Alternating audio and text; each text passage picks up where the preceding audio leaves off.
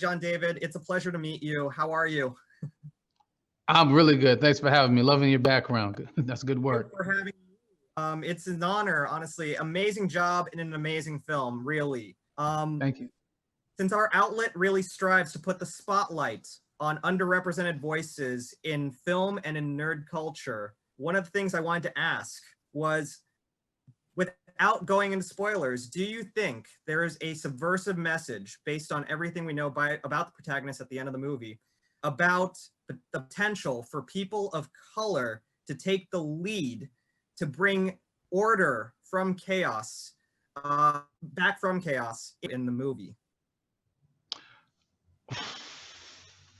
Um, I hope people like yourself and in the community and people that look like me, I think they are more qualified to answer that because ultimately it's about how you're affected by what you saw in the film, and if you think it worked, if you love the film, and if you know everybody that's involved, then I guess the answer would be yes. But I think that's a question, a discussion for the moviegoers in the community, people like yourself, people like people that look like me, in the movie community that can answer that question and really continue that discussion because it's a good question to pose. I'd love to promote that message for the movie because I think it does a really good job of setting you up as a person of color, really being the lead in doing that and providing order, Thank you. which I like that. Thank you. Um, you are actually the first person of color to lead a huge Christopher Nolan movie. I wanted to ask how that made you feel.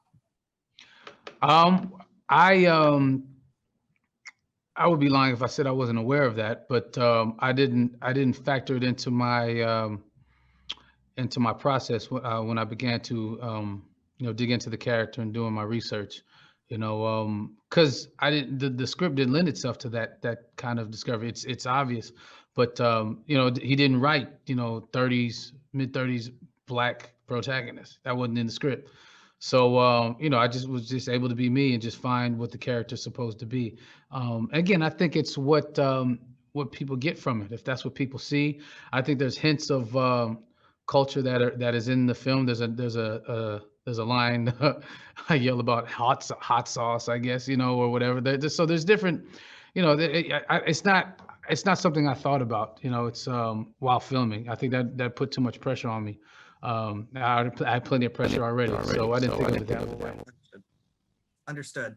And my final question for you, there's so much to explore in this entire universe that Chris brilliantly sets up, with the concept of inversion and everything going on. What do you think are the chances that we might see the protagonist again in Tenet 2? Again, it's up to the community, you, the people. Say it. If you speak it, comment on it, start a blog, whatever. Because Chris does what he wants to do. He definitely hasn't discussed it with me. Neither has Warner Brothers. So I would love to see him again. I would love to play this character again.